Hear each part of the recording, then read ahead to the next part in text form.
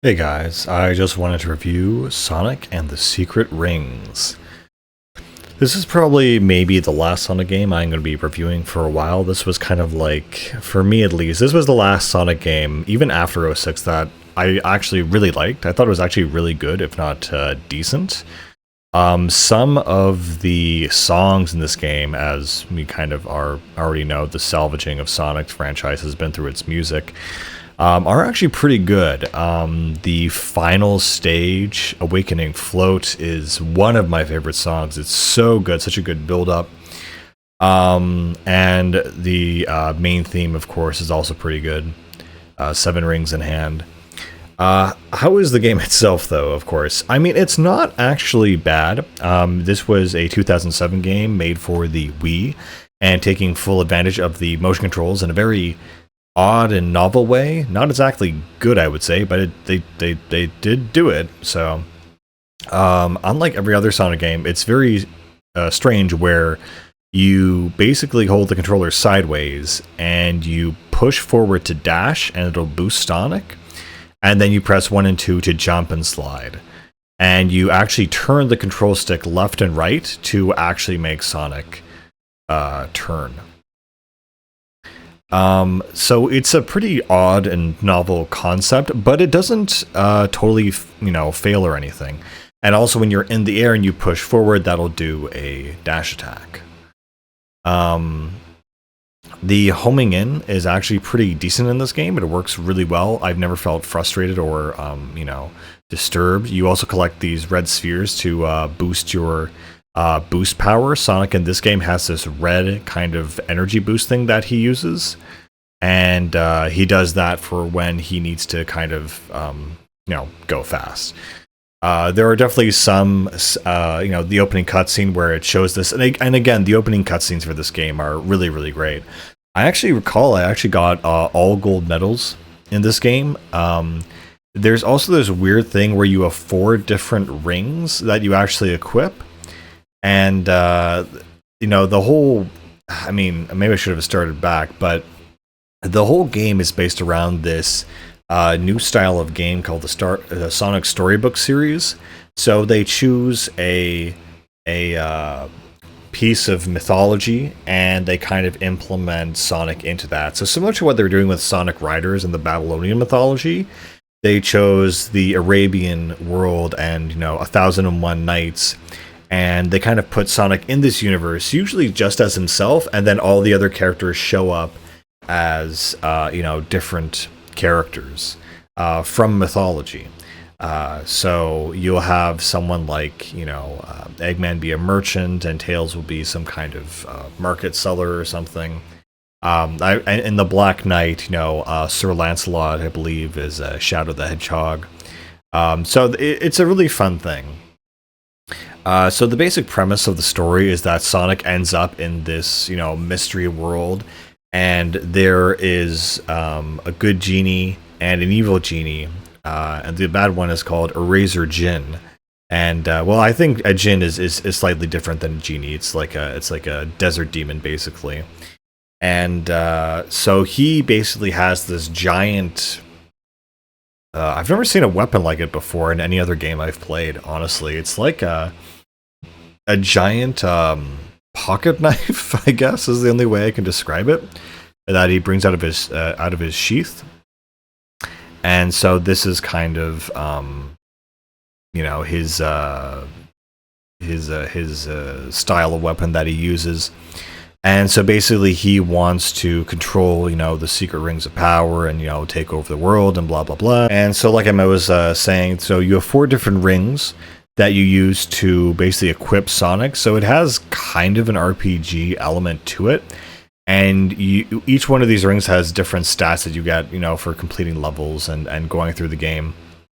And I've also forgot you can control your speed by how much you tilt forward on the controls to complete, or on the Wiimote totally wirelessly, which is kind of neat. Graphically, the game is fine. It has a nice aesthetic to it. And there's a series of, probably 10 challenges per level. The rings themselves, when you equip them, there's a bunch of things you can add to them to basically increase speed, increase strength, or have like, I think there's a dark energy essentially, which has like a trade-off kind of thing. There are certain, things that you can equip that do, special things like, increase your airtime and stuff like that. Basically, the game itself isn't super long. There's a lot of padding though with these extra special missions that are just kind of baked into every level. They might have a certain objective, like, okay, kill these many enemies, or go through these many hoops or something, or there's a time limit. And basically, once you equip and grind out one ring to basically have all the fastest possible attributes on it, you basically just use that. You can basically A rank and get gold on all these levels. There are bosses in the game. They're pretty standard and straightforward, nothing amazing. There's a lot of things on this game that feel a bit archaic, I guess. This is perhaps the most unique Sonic game, just from its control scheme alone, and the story and setting is really interesting. Again, the music is actually pretty good in this game. It kind of ends with this final confrontation and everything, and of course I won't spoil it, but it's along the lines of instead of Sonic going supersonic, he uses the 7 secret rings and he becomes Dark Spine Sonic, which is a completely new design and honestly pretty cool. I don't really remember the final boss of this game very well. I don't really remember a lot of this game, to be honest with you. Except for the beginning. The latter half is just kind of a blur to me. What I do remember, though, that is burned into my mind from this game is the ending cutscene where I don't care if it's spoilers or not. I need to talk about it, but Sonic wishes for a mountain of handkerchiefs, Kleenexes, basically. And it's just something you have to see to be like, what do you mean he wishes for a mountain of handkerchiefs? He wishes for a mountain of handkerchiefs so that people don't have to cry. And that's how the game ends. It's something. On that note, though, the CG cutscenes are really well done. They're very well, animated. I remember when they had the original teaser for this game. It was called like Project, like Sonic Spirit Fire or something like that. It had a really cool project name. I don't remember what it is right now, but it was very cool and new at the time. And this whole thing that you could use this fire ability to boost him. The other cutscenes in the game are also pretty done in the storybook style fashion, where it's kind of like copy pasted still images. So it's kind of like a budget way of doing it, but it makes sense for the storybook style. And they did that also in the Black Knight, which I think I might also talk about here, because I just do not feel like reviewing that game because it's hot garbage. Well, the one thing I did like is that it give you a little countdown every time you started a level. And so if you boosted right as it hit 2, you would get a little flame thing boost, and you get a speed boost when you start the level. That was always fun, because once you got the timing down, it felt really good. But yeah, I'm going to talk a little bit about the Black Knight now, just because I can. So yeah, the Black Knight. How do I even describe this? When I first saw the image of Sonic on the front cover of Nintendo Power with a sword in his hand, I just thought, no, we are not doing that. That is very, very, very dumb. We are not doing this. We are not doing this, and we're doing it. So, the Black Knight, I actually really appreciate the opening cutscene, because, it is a very cool setting, Arthurian England, Middle Ages mythology. So you have Merlin and dragons and knights and all that good stuff. The issue with the game is, well, again, the opening cutscene actually has a lot of soul to it. I really love the fact that they incorporated Sonic finally acknowledging that he loves chili dogs. So chili dogs are kind of part of the lore at this point. There's this whole scene where he throws up a chili dog, in the air, and he takes out all the enemies, and when it lands, he grabs it and takes a bite. And that's it's a fun little reference. I really like the opening cutscene of the Black Knight. And I do, honestly, I love the character designs of the Black Knight, but the gameplay is such a nosedive. The fact that you run with Sonic and you swing the Wiimote to have him like attack with the sword is just awful. It does not feel good. It is poorly made, and even as playing it, you can just tell immediately, oh man, this is just not built well. There's popping from enemies. There's it just feels like you're swinging hopelessly without any kind of strategy at all. And that's just the worst feeling in the world, that you can't feel in control of what you're doing, or it's completely random and brain dead. And it's hard to and motion controls are just cursed. I mean, they could be used in like a gyroscope for aiming a bow and arrow or a gun or something temporarily.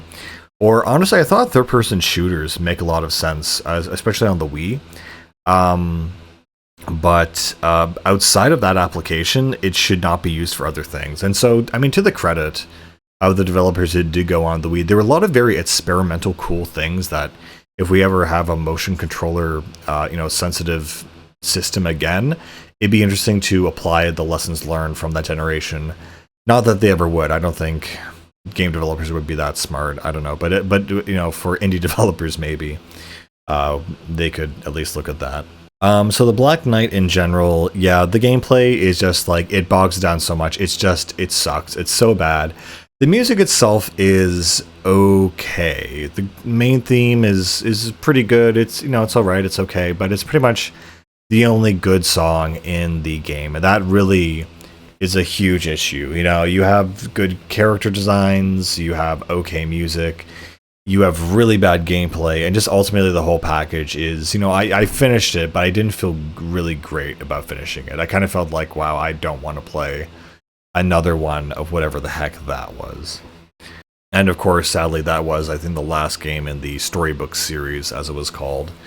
I really wouldn't mind a return to that kind of style of game, where it's like, hey, we're going to choose this one mythology or this one world, and then Sonic characters are going to be kind of inputted into it.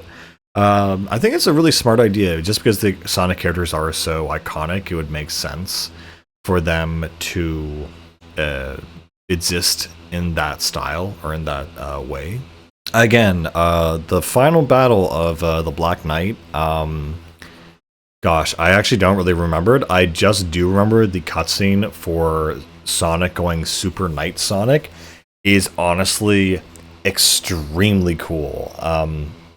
I would appreciate other games taking place in different mythologies just for the aspect of the character design components. That would be an influence that would just always kind of work and be really interesting to look at. How are these characters going to look in this mythology or this mythology? I think it's a really cool idea. I was also kind of shocked to see Blaze included as one of the Knights of the Round in the Black Knight. It was a nice kind of inclusion. But yeah, a hedgehog with a sword. It's I think what doesn't make it work is that in order to actually slice accurately, you need to slow down and hit the thing, correctly. And this is kind of, what Skyward Sword was doing at the same time. They kind of said, oh, well, directional swinging, we can do this. And for Sonic, it was just not a thing. It was just not working, and it was not good. And to slow down and fight instead of focus on speed and the speed in the desert that they're doing here makes a lot more sense. I don't know if I can really talk more about the Secret Rings. There's not really much else to say. It's that this is probably the last Sonic game I actually genuinely enjoyed until, even after 2006, and then Sonic just became garbage. There were all the other kind of spin-offs and things, like trying to go back to the original 2D formula, and it just It just never really worked or felt genuine, and everything's made by the same engine now, and it just feels forced and outdated, basically. Anyway, that's all I really have to say about this game. I think I'll kind of end it here, and yeah, I'll see you guys later. Bye.